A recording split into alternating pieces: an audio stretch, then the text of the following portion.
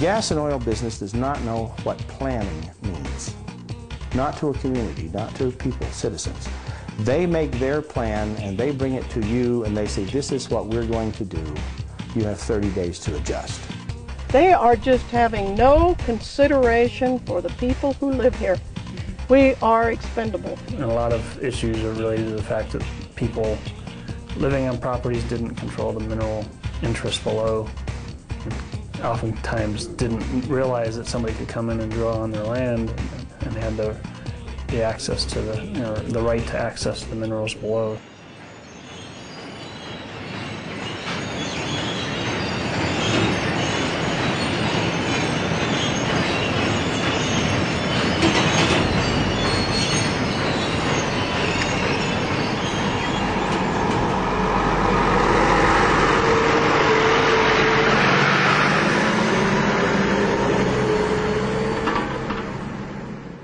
Every gas well that gets drilled has an ancillary number of things that are associated with it, truck traffic. And so every well they drill means 200 to 300 trucks during the life of the drilling of that well. Air pollution, water pollution, or the chance of water pollution. Social issues, economic issues, the infrastructure is not keeping up, the population is growing, and a lot of these folks who come in are very transient folks. You know, they go where the next boom is. They make a lot of money. That's true. And a lot of them spend it on methamphetamines. It is a huge problem in the gas and oil industry. They work 12 hours on, 12 hours off, and sometimes when that 12 hours is over and your relief is supposed to show up, they don't. So you have to keep going. And you see other things too. You'll see poaching incidents by drill rigs, you know, people getting busted for that. The destruction of roads is a big thing in Garfield County. You get these roads that were initially designed to be farm-to-market roads, and now they're experiencing heavy truck traffic 24/7. There have been fatal accidents, you know, industry people dying, motors being run off the road, you know, through whose fault I don't know, but the truck traffic's there, and it's resulted in accidents and spills. How do you like our bridge? It didn't look like that last year. That's some heavy drilling rigs and support rigs like Halliburton. It takes, I counted one time, 37 large semis went across that bridge to fracture one well. The difference between holding up a 6,000 or 8,000 pound pickup and a 100,000 pound truck, somewhere around 18, 20 inches of fill and 2 or 3 inches extra asphalt. We're using our good construction gravel that as a builder, I know we're going to need for decades into the future. And we are squandering all of that good high quality river basin gravel to build roads and paths to drill gas wells with. Now that gravel's not going to be reclaimed, it's not going to be brought back and brought back into our economy. It's gone. All of these things taken in sum make for an impact that is for many people unbearable. They don't care. They're making so much money. Money has corrupted everything from our government to everything that's going on. It's the money thing. Nobody cares about the lives of the people. This is my life. I'm 62 years old and I'm not going to have a lot more life, and they're going to destroy my retirement. There are people who are growing fat on the wealth of the gas and oil industry. Many of them not here, but there are quite a few here who are. Business people whose businesses are thriving and they are expanding and growing as much as they can, making money faster than they know how to spend it. Wonderful for them. But why should anybody subsidize that success? If you check in Garfield County and you check in Weld County and La Plata County, and as the industry has continued to move through areas and expand and grow, the list of losers continues to grow. Curtis Meekum, who lives across the way from the Pond Leasing Group, he tried to sell. He couldn't give it away. I've tried to sell it several times, and there's been several people that would have bought this, and I can back that up if it hadn't been for that disposal pond. Businesses that had to go under because they couldn't find enough employees to stay in business because the gas and oil industry has absolutely sucked up our labor pool. Our police departments are strained to the limit because we have considerably more violence than we had. We have more drug problems than we've had in the past. And then some of our biggest concerns locally are what's it doing to the surrounding environment? Right out here, we have protected toads. That don't matter. We have protected flora. That don't matter. We have the sage grouse, which is a protected fowl. That don't matter. The fowl are really suffering. The sage grouse is suffering because of the noise. They can't reproduce. Our wild horse area, that don't matter. Our air quality, our water quality, we've had some people who have had their health impacted. Laura Amos, who had a very famous case in which she developed an adrenal tumor that is connected to a specific chemical that causes this specific tumor in the adrenal gland. It's very rare. She developed it after a fracking job ruined their well. When they create a well in Garfield County, they use fracturing fluids. So they take, quite frankly, a big toxic cocktail, millions and millions of gallons of it, and inject it under high pressure underground. It's forcing down fluid underground to kind of break up the sandstone formations, or sand in the fluid to kind of prop up the individual grains of sand, as I understand it, in the formation, and to get the gas to flow.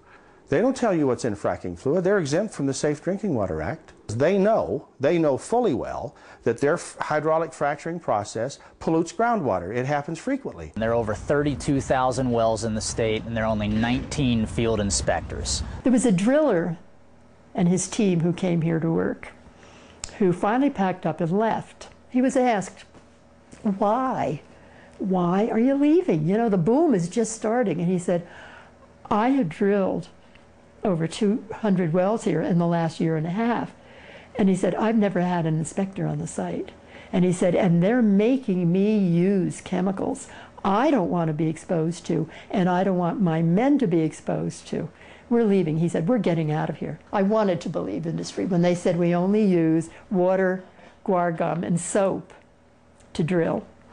And we had no way to disprove this until there was a blowout in Wyoming, and they were only drilling. It was a directional drilling. They got down to about 8,000 feet when all of a sudden they hit a high pressure area. And the next thing they knew, west of the well, in the area around it, they began to get little mini geysers, and material was coming up. And there was a road quite near this, and the road cuts, this ooze, this stuff kept coming up out of the ground, and methane gas, and lots of fluid, and ran down the road. And the people living in the area, there was a housing development nearby, couldn't go out their doors, and they complained. The odor was just impossible. And so the local officials were able to get from the company that was drilling the MSDSs for the materials that they were using, and they immediately FedExed them to us. And then we went right to our database, and we're able to then go through and look at the products. Some of them were different, some of them were some that we had already, but we were able to go in and break it out and look at the health pattern. So of course that blew this myth that basically drilling is safe. So we know that drilling is also introducing a tremendous amount of chemicals just through that process of getting the hole.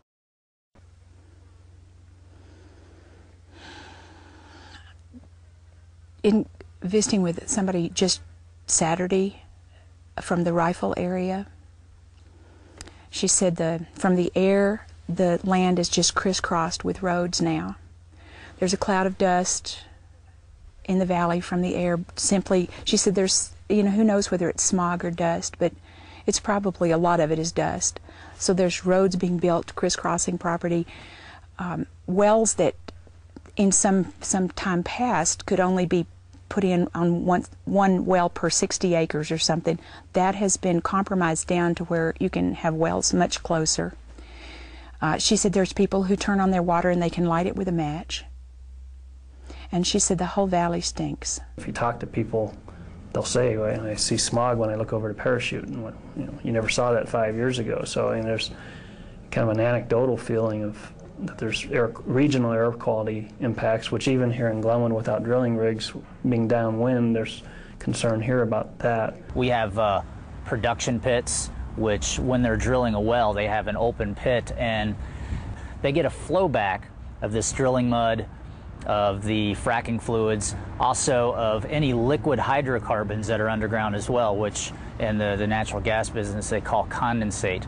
And those things flow back along with produced water, which is highly saline. Now sometimes they take this and they truck it off and process it somewhere, but a lot of times it's just left in the pit to evaporate. And there are just numbers and numbers of oil and gas commission files with spills of produced water into the river, or spills of condensate into the river, or on roadways or at pads. And I have a video that I can provide you with of a fire at a well just south of Silt this past year in March, and it was just a monstrosity, flames reaching 200 feet high at least. That's always been a concern, and to what degree is a small town fire department, really does it have the equipment and the knowledge to respond to these? It's been a safety concern. When you hear an oil and gas company testify that they want to do their operations the correct way, and they want to respect, the health and well-being and environmental issues that the local citizens are concerned about, what's your reaction to that? They're lying. They're lying. Everyone else comes in. That's what you ask when they come in the door is, oh, are you the ones going to lie today? You should know, and everybody else who lives anywhere on top of a gas field should know, that the two most important words that you will ever hear from a gas man is for now. For now. For now. This is what we want, for now. We're not going to tell you what we may come back and ask you later. There are many different land use impacts and public health potential impacts, environmental impacts that can occur when you bring heavy industry into a rural, residential, or agricultural area. What we discovered for Colorado basically are that there are 171 products that we now know are in use, and that they have 245 chemicals in them. 91% of the chemicals in use had at least one health effect. So, and then the 9% for which we had that had no health effects does not mean they didn't have any health effect. Either there was no information on the chemical, or we were told that a chemical was proprietary. Also, what we discovered was that 35% of the products contain endocrine disruptors, which was much to our surprise. An endocrine disruptor is a chemical that interferes with the endocrine system. Now, the endocrine system actually involves parts of the brain that most people don't even realize. The control center for the endocrine system is in the brain, the hypothalamus, the pituitary, but it includes the thyroid glands. It's not only the sex organs. Then you've got the pancreas that produces insulin. Insulin is a hormone. The endocrine system basically is a very, very sensitive system that controls how a baby is constructed. It's how a baby gets programmed before it's born, so how it will function and behave and think later on in life. And they operate at very, very low concentrations, in the range of about a part per trillion. So when industry tells us that we shouldn't worry that it's only in our water at a very low concentration, or it's only in our air at such a low concentration, they have not taken into consideration, and they haven't looked to find out what these chemicals can do to that developing baby in a pregnant woman, and to our children as they're maturing, and to some very, very sensitive people as they mature later in life. Huge, huge compressors sitting there. Big compressors, 500 horsepower, 1,500 horsepower compressors that run, remember, 24 hours a day. You don't dare let that pressure reduce. You've got to keep this thing pumping. So they're burning tremendous amount of diesel to keep these things going. Diesel, when you burn it, and gasoline produce nitrogen oxides. So you've got the nitrogen oxides going up, you've got the VOCs escaping from this equipment, and that, when it gets up in the air in the presence of sunlight, produces ozone. One molecule of ozone gets into the lungs, into the very deep alveolar tissue, that very moist, flexible tissue in the lung where your oxygen and carbon dioxide are exchanged. This is what keeps us alive. If ozone gets in there, it'll burn a hole in that tissue. Over the years, this leads to all kinds of respiratory problems, asthma, chronic obstructive pulmonary disease. It also makes you more susceptible to adult pulmonary disorders that so many people are exposed or basically have today. Ozone is very hard on trees.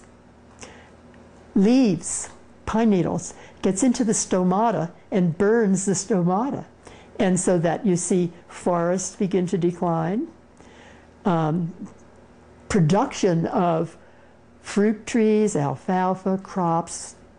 Basically, once that ozone level gets above 40 parts per billion, and this hasn't changed over the years, they have shown you begin to see a decrease in production in the crop. Ozone plumes extend over 200 miles.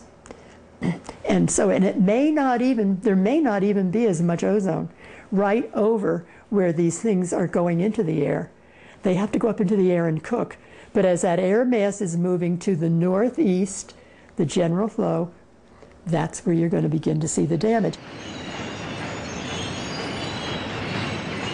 Last year, the Air Quality Control Commission at the state passed a new rule on VOC, or volatile organic compound emissions from well operations or natural gas operations in the statewide area. Some of the readings last year showed levels that really pushed the EPA's national threshold.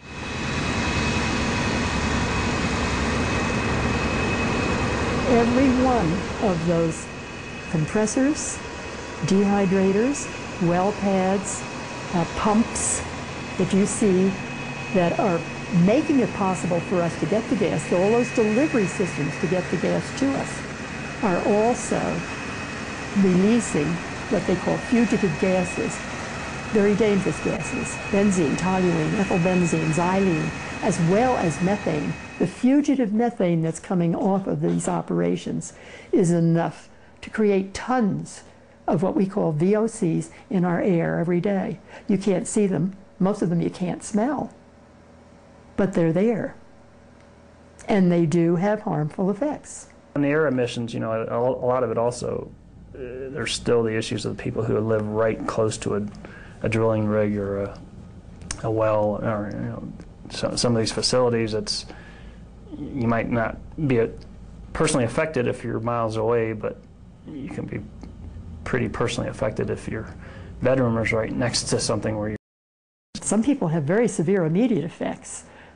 Blinding, they just can't see anything. They lose their vision, they get severe headaches, they get sore throats, they feel dizzy, they get sick. Some people have fainted.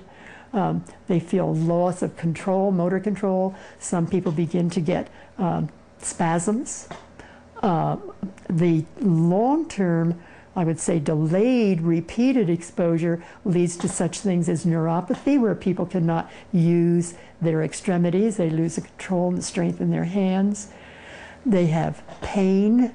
At the same time, apparently, there's an immune response that kicks in as well. So you begin to get this autoimmune type of thing, where so many of the people who have been living over in that area that we've spoken to, and in Canada, in Alberta, Alabama, it isn't like we're looking just in one spot now because we're trying to find out, is this the only place where it's happened? The people develop multiple sensitivity to chemicals, which is irreversible. It leads to fatigue. Remember, chronic fatigue syndrome, that sort of thing. Also, it actually, there are some people who definitely feel now that they don't function as well mentally. They can't remember things, short-term memory, long-term memory, and it's very disturbing to those people who are affected. But they pose a puzzle also to the medical community. We've got to figure out how we use these products where people aren't exposed to them, or people are only exposed to them because they want to be. And that's the difference with what we're dealing with in the gas industry. They're releasing a lot of volatile chemicals. They're releasing soluble chemicals that can get into our water that we didn't ask for and we don't want. They're violating your personal environment, your personal area. And I don't know how we solve that problem. You know, wherever that drill pad's going to be located, there's going to be surface disturbances associated with it, and that's going to impact whatever the vegetation community is, and then subsequently that's going to impact, you know, the animal and plant community. So, you know, if it's in the wetland, it's going to have impacts to the wetland community integrity and structure. If it's in the terrestrial habitat, it's going to have an impact to that terrestrial plant community, to those terrestrial animal species. Roads, development, construction projects, disturbances serve as conduits for weeds and invasive plants and the insects that follow, and so that areas that otherwise would be relatively isolated and potentially weed-free because there's very little access by road or other recreationists or whatever, once you put that disturbance in a long strip like a road or a pipeline, you go out and walk those, they're covered with weeds, and thus those weeds now have access to much greater area than just the narrow strip that represents the pipeline or the road. If weeds actually take over and predominate over your native vegetation, you completely change the structure of the vegetation, when things grow, how much cover there is on the ground, so erosion control, what goes into our rivers, and then what wildlife can make use of that area. If it becomes, you know, cheatgrass or other weeds rather than a nice diverse sagebrush shrubland, you've really limited what native birds, including sage-grouse, can make use of the area. There's a very big concern for us with the integrity of the landscape. And as John mentioned earlier, we have what we call our B ranks, how we rank our sites on that scale of 1 to 5. One being irreplaceable site. If we lose that site, there's a good chance that we will lose species that are found no place else in the world. And although the sites that we're talking about today on the refuge are not at that irreplaceable level, they're not what we call a B1. They're at the B2 and B3 categories. What is really critical to remember is just downstream, if you will, the Great Sand Dunes area is a B1 site for us. It's an irreplaceable site. And we have approximately 30 of those in the state of Colorado. That if we lose those sites, we stand to lose species that are found no place else in the world. And so Colorado is responsible for protecting those sites. Great Sand Dunes, like I said, is one of those sites, and it's a B1 site for multiple reasons, but the primary reason is because of the 6 or 7 endemic insects that are found there no place else. And they are tightly associated with the sands. And those sands are tightly associated with groundwater. What happens if the groundwater is impacted? And we said you could impact the water on the Baca Ranch, but the true impact might be on the Great Sand Dunes. And that's our irreplaceable site. So we have to remember at a landscape level to look beyond where we're at and what's the impact much further away. Is there a big impact? If there is, we should know about it. And I highly recommend that all of us think about the impacts to the Great Sand Dunes and if there is an impact. And if there is, how we mitigate it. People are so concerned about the long-term water quality impact, which is very, very serious. We're being deprived of potable water because potable water is being used to drill They can't drill with dirty water. They have to take good, clean water in order to drill a well. That's extremely important. We're also contaminating water because we are adding contaminated water that's coming up from underground into our systems, either by letting it sit on the ground and evaporate, which then goes up into the air, or possible leaks, seepage, and we have problems where there have been leaks. There was the big seep south of Silt, like in 2004, I believe, where methane gas bubbled up to the surface, and there were concerns about it getting into domestic water supplies, and obviously that's that's kind of like the worst nightmare for these people. What they've always worried about is that kind of thing happening. And there have been what is called blowouts, where when they have drilled underground, they hit a high pressure area. They're not prepared to deal with that, and the material that they've been drilling underground and everything else that's down there comes back up as well. So you get a lot of methane, you get a lot of petroleum products that come up that are very harmful, and you also get a lot of contaminated water. By and large, supposedly it shouldn't happen. The gas formations are way down here, and the domestic water supplies are near the surface up here, but through faulty drilling practices or failure to fully understand the geology, that managed to occur. My water here, both on this piece of property and my 160 acres, is all artesian. If that were contaminated, I'd have to leave. And I realize most drillers are going to say, we'll do everything we can to keep from contaminating the water. Once it's contaminated, it is. We live on these threads of water. And if much more happens along the edge of the Colorado River, or those feeder streams into the Colorado River, or the Rio Grande, for one, we're going to see serious problems. We don't have the technology today to get a lot of the chemicals out of the water at the concentrations that we need.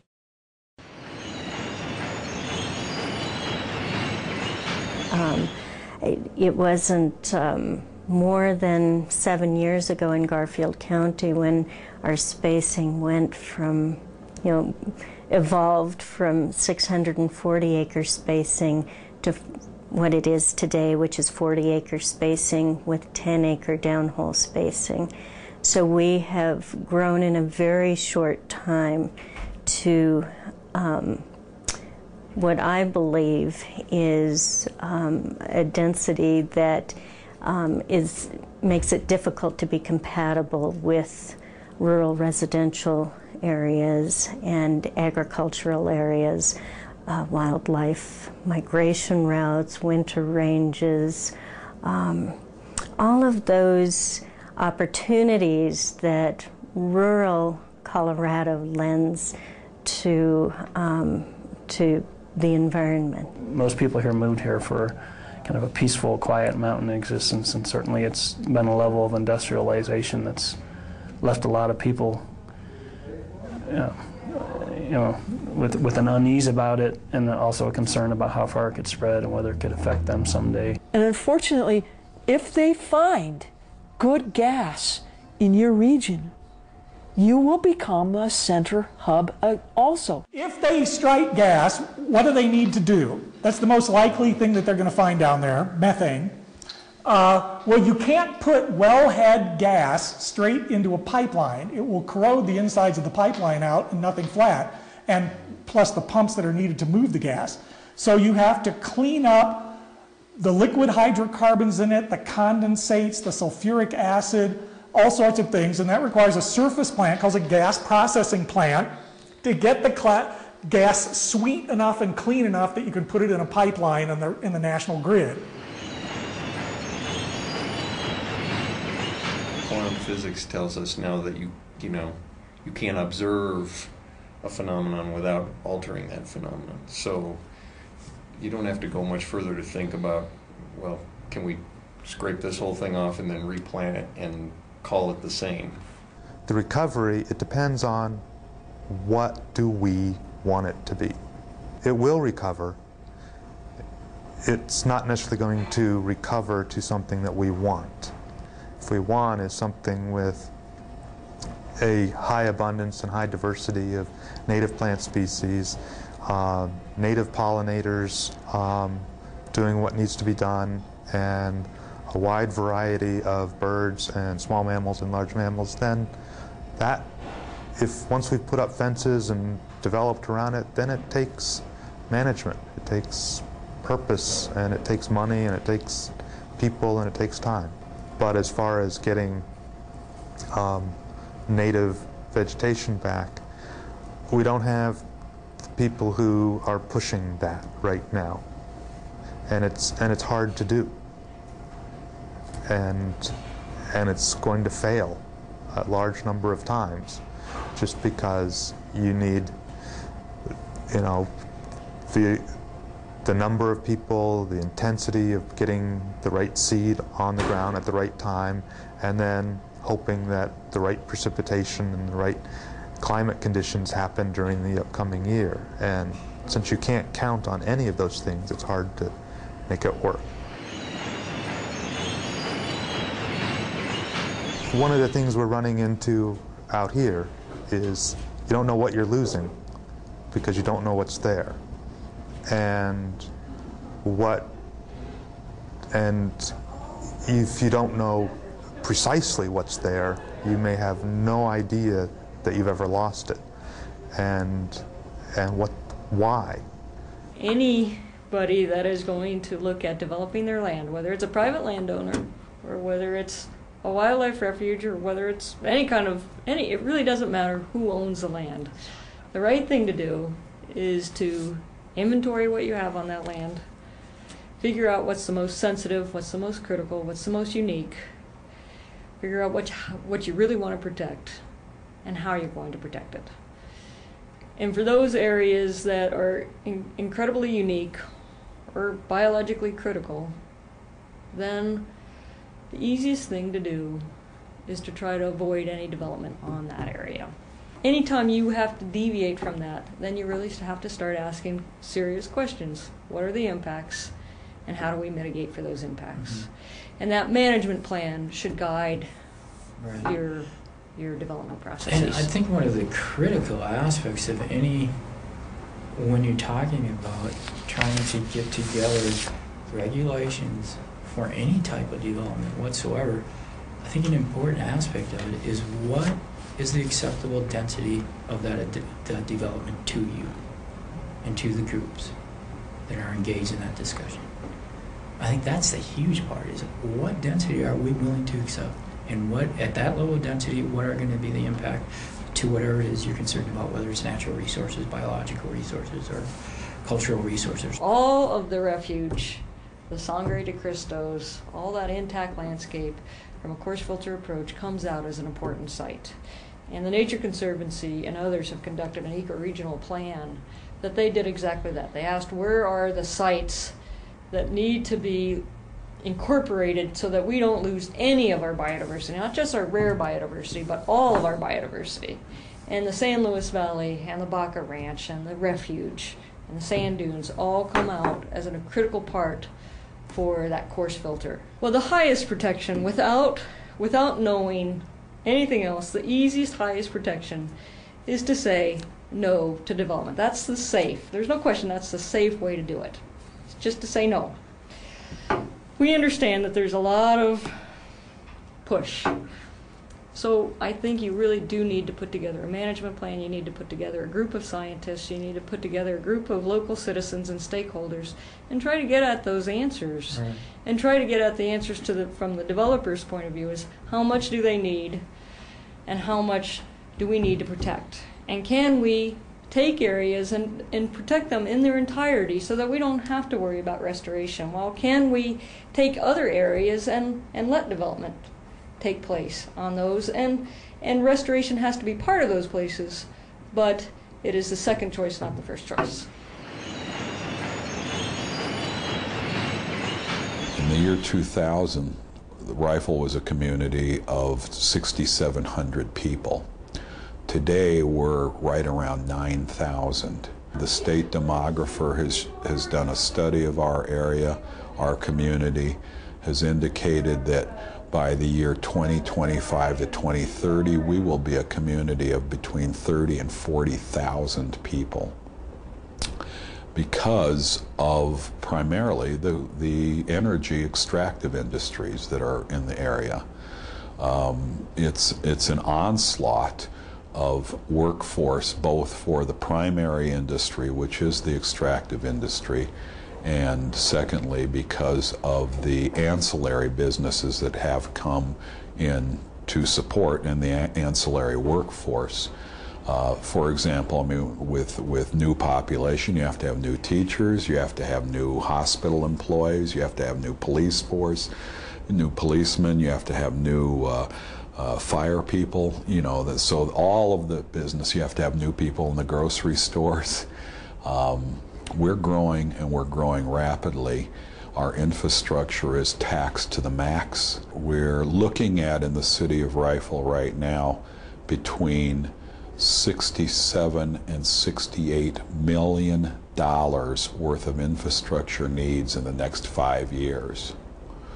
And it's because of the new increased population. The infrastructure is funded by us, the city of Rifle. Severance tax is given back to local communities based on, right now, where the employees live, where the employees that are working for the industry live.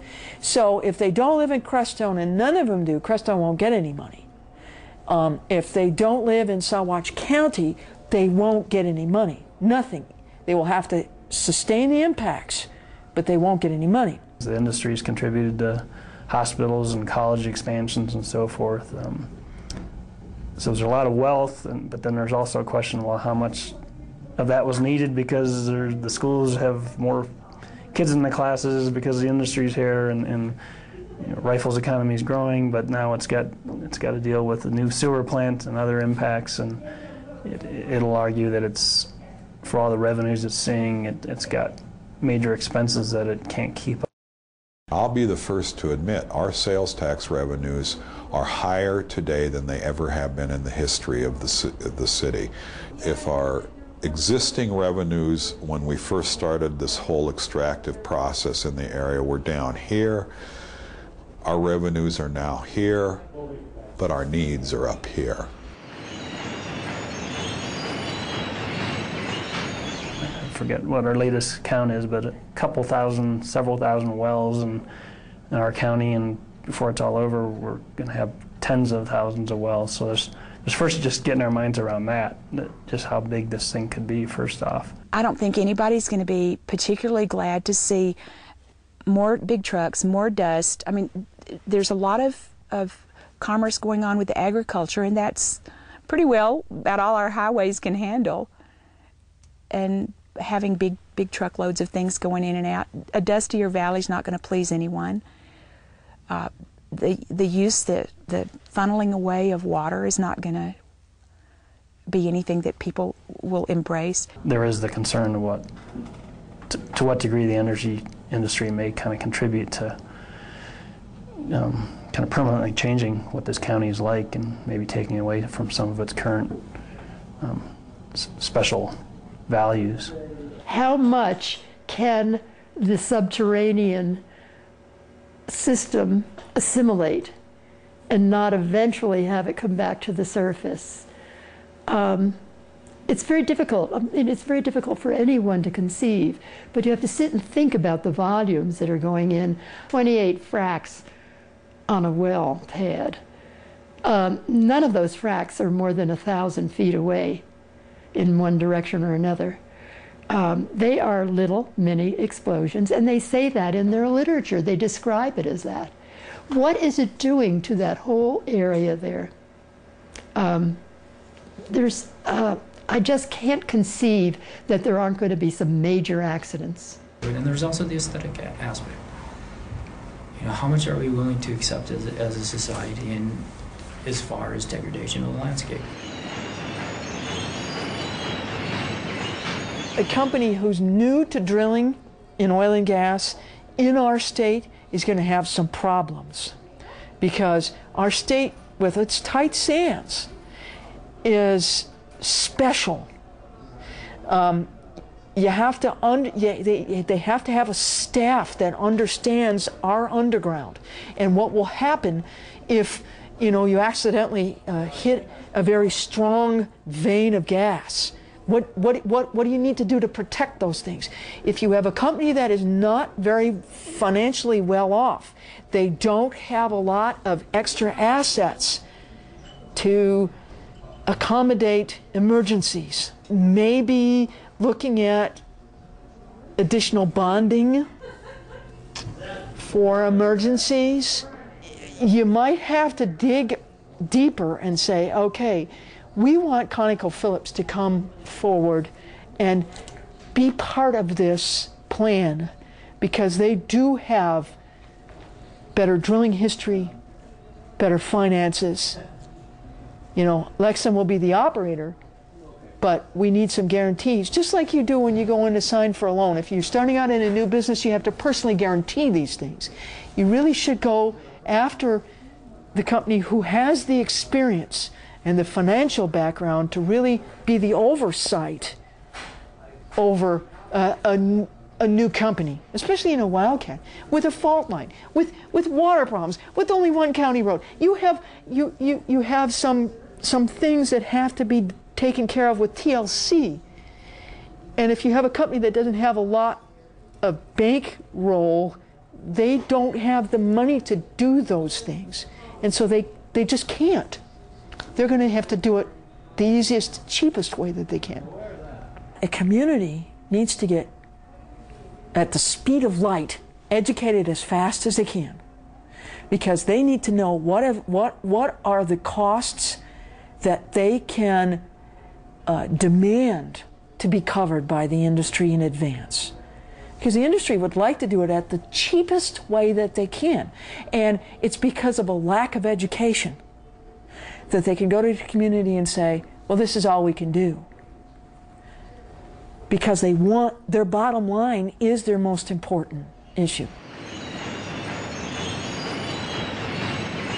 The first thing they have to do is get a very good understanding of what authority they have. There are many things that you have, that a local official has the authority to permit. All of, you can permit compressor stations and wastewater treatment ponds, ancillary facilities to drilling can go through a special use process, like any other use in a county. So it's very important that they understand where their authority is. They have authority over roads. They can have authority over pipelines. We could maybe condition the development and say, you're not going to be able to run trucks 24/7. You have to take into account the neighborhood and stop hauling water at 7 p.m. or condition the number of trucks on the road. Look at what has happened in the most prolific counties and the counties that have done something successful and worked with them. You need to look at La Plata County. You need to look at Weld County, how they've managed to deal with the tax issue. You need to look at Rio Blanco, how they're trying to deal with small town, small community, small level of finances, and how they're dealing with the industry and making them accountable to them. Garfield County, what did they do? You need to use what other counties have had to learn through hard knocks to your benefit, and save yourself money, time, and energy, because it's already been done. It's really important to understand that this is an industry that has been permitted to come into your county and develop whatever energy source they own or have leased.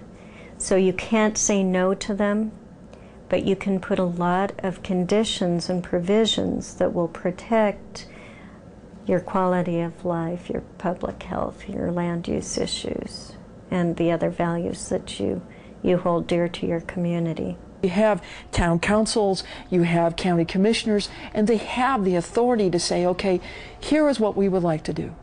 This is what we would like to reach out to the industry and say, here's where our concerns, what are you going to do to eliminate some of those concerns? What are you going to do in the event that there's a fire near your well site or your well pad equipment, your welders, whatever other type of machinery or equipment that you're using on your pad is going to cause a community problem.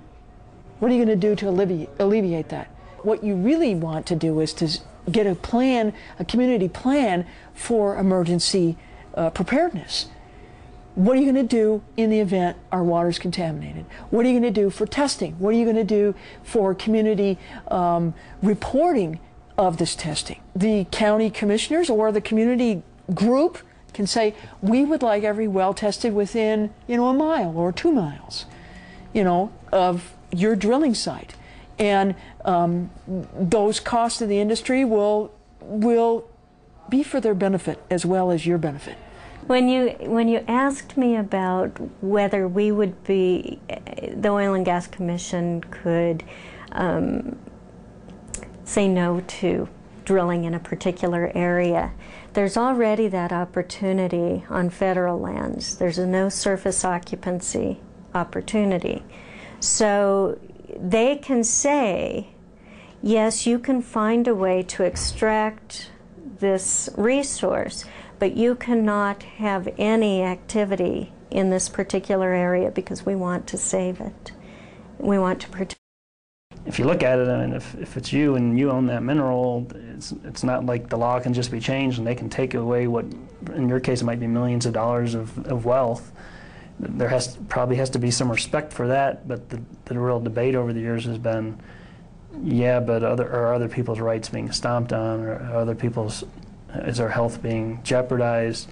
To what degree does the surface owner also have rights that ought to be recognized? And that's where a lot of the state legislative debate over the last several years is kind of centered, and this year I think there's a feeling a lot of progress is made in changing the mission of the Oil and Gas Commission and changing its makeup to try to seek a better balance between those competing interests. A real proactive county, real proactive people, and with thoughtful people can rein this in and send it in a common sense direction. The oil and gas industry has had such a free rein for so long with so little regulation that no one seems to have the nerve to stand up and tell them you can't do this.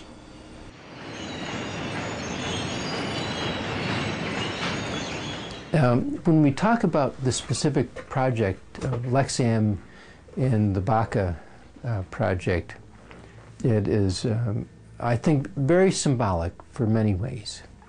And when I first heard about it, of course I was very upset because of, again, to me, the greatest wealth of the San Luis Valley is its water. So I potentially see the situation whereby the water can be sacrificed for short-term profits. So Mark Gloth, a good friend of mine, and I started to do an economic analysis on what this impact was going to be. And using the Lexx figures of 1 trillion cubic feet, we came up with the fact that at the wellhead price, and this was actually on Labor Day that we did this, was worth $5.9 billion. Of course, that's a big chunk of money and a good motivation for people. So it appears then as well, this is kind of unstoppable, there's all this money at stake. But then you take a little closer look at the economics of it and the impact of it. And what we found out was that in January of 2007, the United States consumed 2.4 trillion cubic feet of natural gas. Produced 2.1. 0.3 was imported from Canada and from the Mideast, interestingly. So what you had, and in June, I think the U.S. consumption was 1.6 trillion cubic feet. So basically, the conclusion was, potentially we are sacrificing a wildlife area that we don't even know its value and its unique contributions, a wetland which is obvious, even though again not knowing the details, for 2 weeks of consumption of this country. And to do that without a conservation policy in place seemed totally outrageous. And there are plans to go from 5,000 oil and gas wells on the western slope to 50,000. You tell me how you go from 5,000 to 50,000 without really measuring impact along the way and leave our kids a place that's better than we found it. We will be stubborn stewards of the land and the air and the water and the wildlife as we go forward and find out how we tap those resources. The whole point of the story is that with everything that's happening, if we're not taking that proactive stance, it'll run over us. It'll run over us. We've obviously made a big push around renewable energy. We're making a big push around protecting the environment as it relates to oil and gas drilling. So I put the people on that commission that I think understand the necessary balances that you have to take into consideration, and we'll see what they do. But it sounds like the permitting process is in December, and I'll watch and see what happens.